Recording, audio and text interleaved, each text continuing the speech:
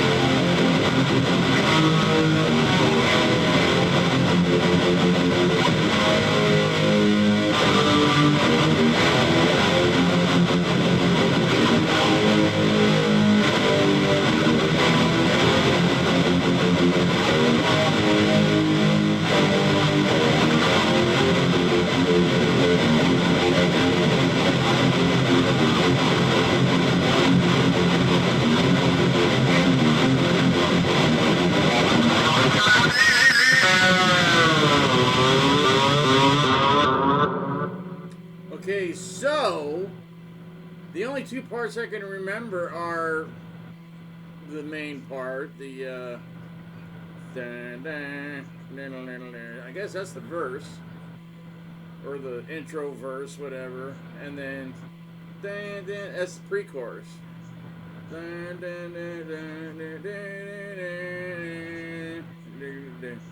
You're living in a time machine.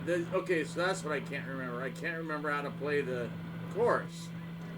You're living in a time machine. Time Machine. Black Sabbath. Dehumanizer. Second best Sabbath album ever made, period. I don't give a crap what anybody says. You can go, yeah, this album is, or this album. No. No, no, no, no, no, no. And I'm just counting, if you want to go just Dio, Heaven and Hell and Dehumanizer to me are like Heaven and Hell and then Dehumanizer. They're pretty much almost equal. Except Heaven and Hell is such a classic. Just ultimate classic album. Children of the Sea. Is that the one where he goes, look out? I always remember, I just bought it. It came out in 80. As I remember, you know, they were, you know, Sabbath and Ozzy were racing to put out albums. And they both put them out in 80. And I think Sabbath got theirs out first here. But Ozzy's got out first over in England. And Ozzy started climbing, and then Sabbath started touring, and then they both were. But then Ozzy just kept going, and then Dio quit, and then Sabbath was just like floundering. So I told you, so there's two girls that I was dating. You know, they were basically hookups whenever I ran into them, I went home with them. But one of them worked for Jet Records and worked at the Rainbow, and that's where I met her because she was working, she was a waitress. So she was a waitress at night, weekends, the Rainbow, and you had to be really good looking to be like a Friday, Saturday night waitress at the Rainbow because it's the friggin' Rainbow.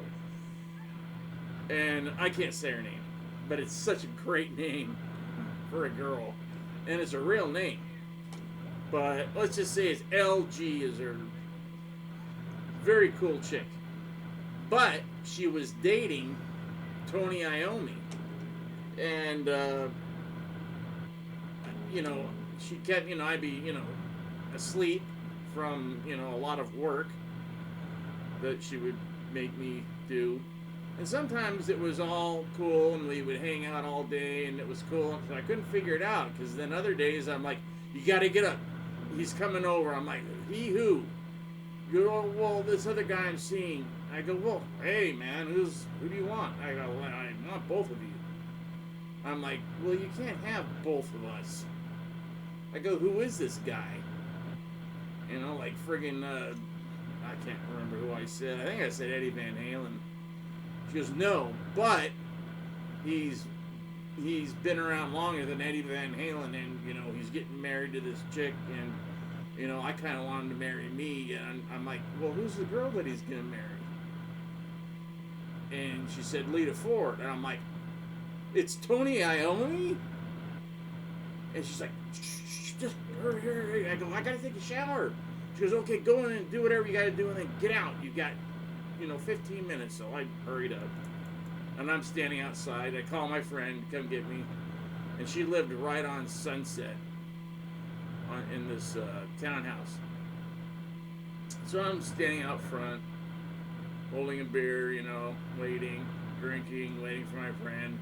And I see this friggin', you know, Rolls Royce pull up, guy in the, you know, driving on the wrong side.